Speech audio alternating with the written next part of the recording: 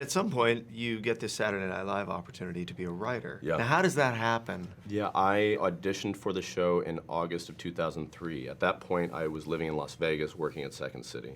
And Jeff Richman, who was one of my heroes and a mentor of mine and eventually a friend, who was a director at Second City and a musical director, who also was married to Tina, had been married to Tina Fey, came and saw our show and did a little, basically like a week's worth of rehearsal, like 3 rehearsals with us, and added 20% more laughs. Like, he's one of those just really gifted guys. And he asked me, like, did you ever audition for SNL? And at that point, I mean, I was adamant no. I was like, I don't want to.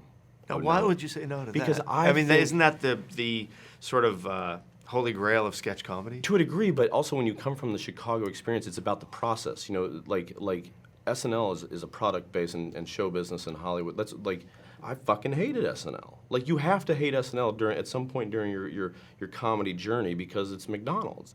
I remember before signing with the manager I was with, Second City wanted to get into the management business, and a few of them came out to see our show in Las Vegas. And I remember leaning up against this counter, and she goes, and she's just talking about, well, we're looking at this, and it's all of us, and we just can't believe someone from Hollywood's here. I'm like, fucking people. And and she looks at me and she goes, what about you? Would you ever want to audition for Saturday Night Live? And I was like, no, I don't want to be on that show. But I said, do it. And she goes, why? I go, I think it makes people unfunny. Really? And it's impossible for someone to make you laugh as hard on television or in movies as you can when you see them in person. So it's sure. like, but I didn't know, But my whole point about it was ultimately that show doesn't want me, so fuck that show.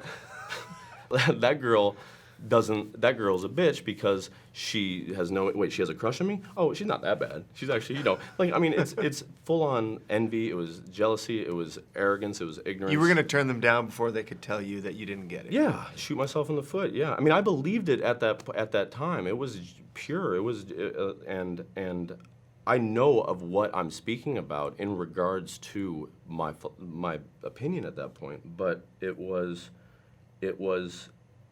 ultimately, they wouldn't want someone that looks like me, or like, it wasn't that I wasn't good enough, it was just like, it was that I wasn't good enough, and knowing that about myself, and I didn't need that show to be something that was impossible for me to ever get to do. I mean, that's the show.